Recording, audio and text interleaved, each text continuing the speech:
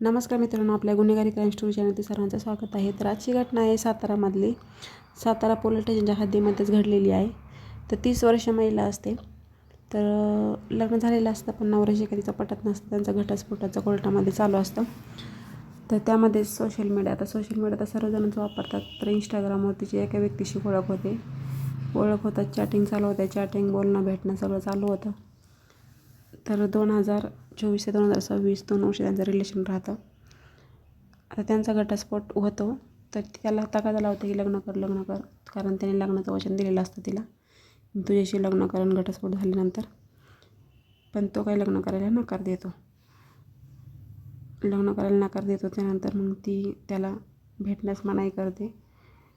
तो तिला ब्लॅकमेल करतो, कारण त्याच्याकडे तिचे फोटो असतात, व्हिडिओ असतात जे भेटलेले ते. तर तो तिला त्याचाच सहारा घेऊन तिला भेटायला बोलावतो. तिच्याशी नाही ते कृत्य तिला करायला लावतं. ती खूप वैतागून जाते. ज्याने ते करून घेतं तिच्याकडून. त्यानंतर ती सातारा पोलीस स्टेशनला जाते आणि त्या आरोपीविरुद्ध फिर्याद देते. त्याला पोलिस पकडतात.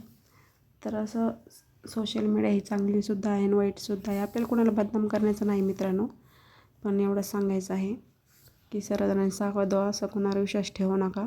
तुम्हाला काय वाटतं स्टोरीतून कमेंट करून नक्की सांगा. भेटूया नेक्स्ट व्हिडिओमध्ये. Thanks for watching. धन्यवाद.